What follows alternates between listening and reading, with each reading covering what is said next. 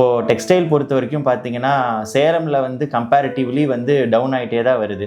நியூஸில் வருது, நியூஸ் பேப்பரில் வருது, நியூஸில் வருது, நிறையா நீங்கள் பார்த்துருக்கலாம். ஏகப்பட்ட பிரச்சனை, 1-2 பிரச்சனை கிடையாது. நசிஞ்சு போச்சு, ஜவுளி நசிஞ்சு போச்சு. இது எப்படி தூக்கி நிற்குதுன்னு தெரியல. கிட்டத்தட்ட ஒரு 2-3 வருஷமாக அதுக்கு முன்னாடி இருந்தே வந்து எங்களுக்கு தொழில் வந்து ரொம்பவே பாதிப்பாகிருக்குங்க.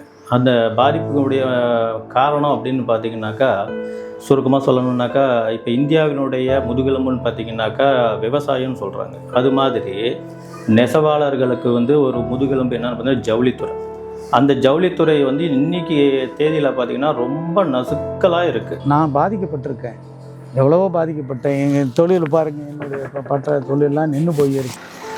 இப்போ வந்து தொழிலே எங்களுக்கு வந்து அதிகமாக வேலையே கொடுக்க மாட்டேங்கிறாங்க. வேலையே இல்லைன்னு இதை சொல்கிறாங்க. மாதத்தில் 4 நாள் தான் வேலை கொடுக்குறாங்க. அதை வச்சு நாங்கள் என்ன பண்ண முடியும்? ஒரு 15 நாள் வேலை வரும், 15 நாள் மறுபடியும் வேலை கம்மியாக வரும். ஆனால் வேலை வாய்ப்பு வந்து சரியானபடிக்கு வர மாட்டேங்குது. இப்போ சமீப காலமாக வந்து தொழில் அவ்வளோவா சிறப்பாக இல்லை.